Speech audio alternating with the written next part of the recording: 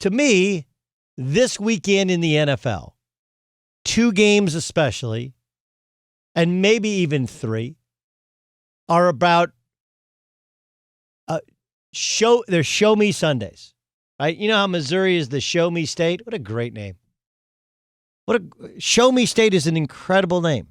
California is the golden state. No, not because of the gold coast of Orange County. No, it's because they discovered gold here. Nevada's the silver state. Of course, they had the silver run in Nevada. But Missouri is the show me state. This is show me Sunday. Because I can think of 2 games and 2 teams in those 2 games that I know they're good. I'm not denying that they're pretty good, but I think these are the types of teams that they have to prove it to us that they can beat or they can look good against in order to show us on some level they're better than the tier we think they're in. Let's take the Ravens. They're taking on the Pittsburgh Steelers, and since they started Lamar Jackson at quarterback, since that happened, right?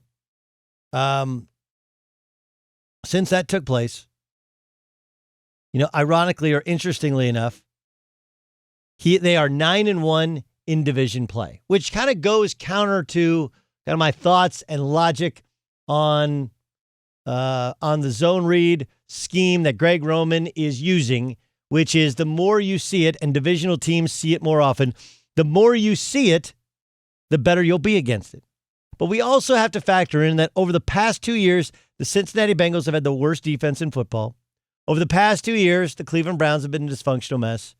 And last year, the Pittsburgh Steelers were a shell of their usual selves, not just because of the Ryan Shazier injury going back 2 years ago and the Antonio Brown departure of a year and a half ago, but because they lost Ben Roethlisberger. That said, 9-1 against conference foes is nothing short of amazing. On the other hand, this is a legit Pittsburgh championship caliber defense and team. They've seen the style, so they know how to react and defend that style. And they're a team where there's a pretty good chance that the Pittsburgh Steelers can get a lead, and that has been the flaw in the chink in the armor, if you will, to Lamar Jackson's super strong chain. Like, no one's saying that Lamar and the Ravens can't beat up on teams, but can they compete against the elite teams on their schedule? So far, 0-1 against the elite team of the AFC, that being the Kansas City Chiefs. This is a show me Sunday. I'll tell you another team. The New Orleans Saints go on the road to Chicago. It's going to be 36 degrees at kickoff and getting cooler, and it's supposed to be up to 20-mile-an-hour winds. Outdoors in the cold. That is everything that runs counter to an older quarterback who lacks arm strength. Combine that with the fact that you're going against a nasty Bears defense. Think what you want about the Bears offense, which is a bit of a dysfunctional mess. This is a Bears defense which dismantled the Tampa Bay Buccaneers on their home field going back 3 weeks ago. What do you think they're going to do to Drew Brees? You got the weird situation with Michael Thomas, who, of course, got the biggest contract in the history of the sport for the position, but has rarely been on the field because of injuries and some behavioral issues. But the bigger thing is, can Drew Brees win a game outdoors? He's a below 500 quarterback outdoors during his career. He's substantially above 500 playing indoors. And this year, this stands to reason that whether it's Green Bay or Seattle or Chicago, maybe Philadelphia. Remember, home team gets win your division, get a home game. One of those places is where the Saints are going to have to go. And I know that a couple years ago, they should have beaten the Minnesota Vikings. But again, that was in a dome. It was in a dome. Outdoors, cold weather, good defense. It's much like Lamar Jackson, a defense that knows their scheme, knows their system, has time to prepare, has the personnel to stop the run, and a quarterback who can make plays against the pressure and blitzing scheme of the Baltimore Ravens and has seen it before. All of those things. Both of these games show me.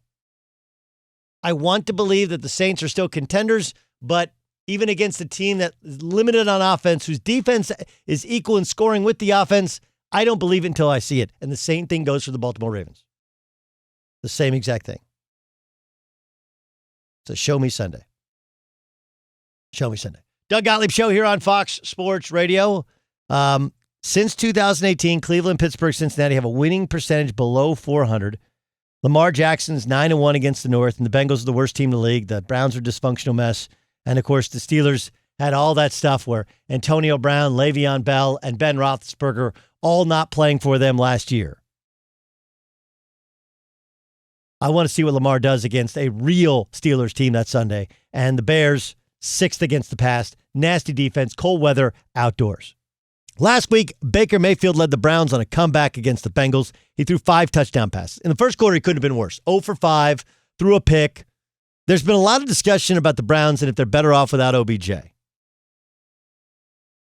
This is a 3-week stretch that Baker has in front of him. Right? They're 5-2 on the season.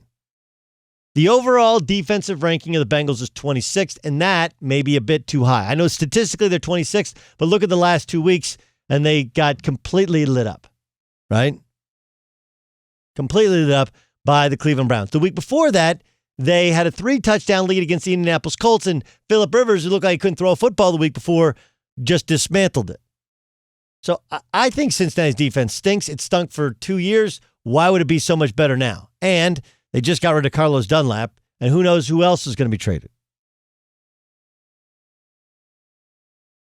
This Sunday, they take on the Las Vegas Raiders. The Raiders have not fixed their defense through all of these moves. They're 31st in overall defense, and that's who the Bengals play. Then the Bengals play the Texans.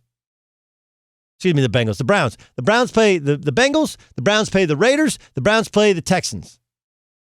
They already beat the Bengals. This is a big 3-week stretch for Baker Mayfield. Can he play? Yeah. Can he play at a playoff level? I don't know. Can they make the playoffs? Sure, but you got to beat the teams that you're substantially better than, and he's got to light up the defenses that are the worst that he plays against. He doesn't have to be great against the Ravens in order for them to get to the playoffs. But he needs to be really, really good against the bottom feeders, the bottom defense in the NFL. This is a great opportunity for Baker to show you. Hugh Jackson just joined us. He's like, man, I think he's better out of the shotgun. Just get it, get rid of it quick, pick and stick. That's exactly what they're able to do. Now, you can do those against the bad defenses. You can't do it against the really, really good ones. And he'll play really good ones at the end of the year. They're not playing them right now. If I'm Baker Mayfield, I'm maybe even putting a little pressure on myself because I feel like this is a time in which I can take complete control of the huddle. Even if everybody, like I talked to an NFL executive, he's like, this the Bengals. You're able to do things against the Bengals you can't do against the best teams. Same thing with the Raiders. Same thing with the Texans. It is show me time for Baker Mayfield, and he can solidify himself because I don't think he has a GM and a head coach that did not draft him. There is no tie to him at all in that organization.